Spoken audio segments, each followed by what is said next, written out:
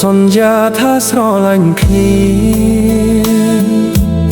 ធ្លាប់ថាមិនទៅណាចោលបងតែសុខថ្ងៃនេះអូនប្រាប់ថាចង់ដើរចេញពីជីវិតបងឈរមើលអូនទាំងស្ងប់ស្ងាត់មិនដឹងថាបានខុសអ្វីទេពាក្យថាបែកដែលអូននិយាយធ្វើឲ្យបេះដូងបងរលំភ្លៀងសុខប្រាប់បងថាសំបាយទឹកភ្នែកបងស្រក់ដោយមិនដឹងខ្លួនម្សិលមិញនៅស្រឡាញ់គ្នា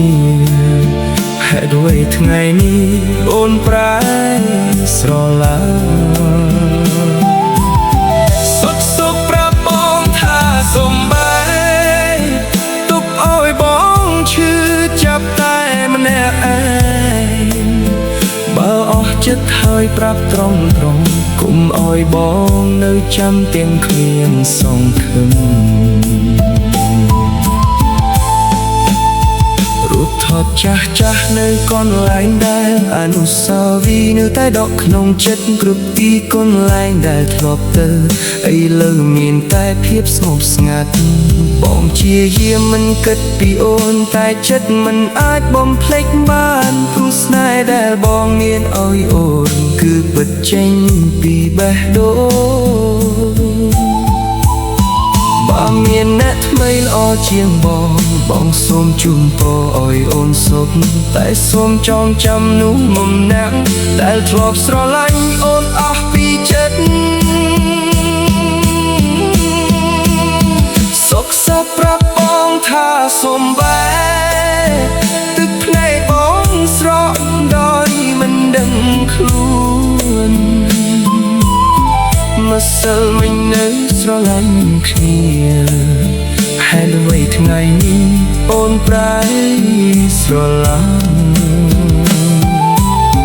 សុខប្រាប់បងថាសំបែទុកឲ្យបងឈឺចាប់តែម្នាក់ឯងបើអស់ចិត្តហើយប្រាប់ត្រង់កុំឲ្យបងនៅចាំទាំងគ្មានសង្ឃឹមថ្ងៃណាអូននឹកឃើញអតីតកាលសូមនឹងថាបងធ្លាប់ស្រឡាញ់ពិតទោះថ្ងៃនេះអូនសំបែកក៏ដោយបងនៅតែជូនពរអូនជានិច្ច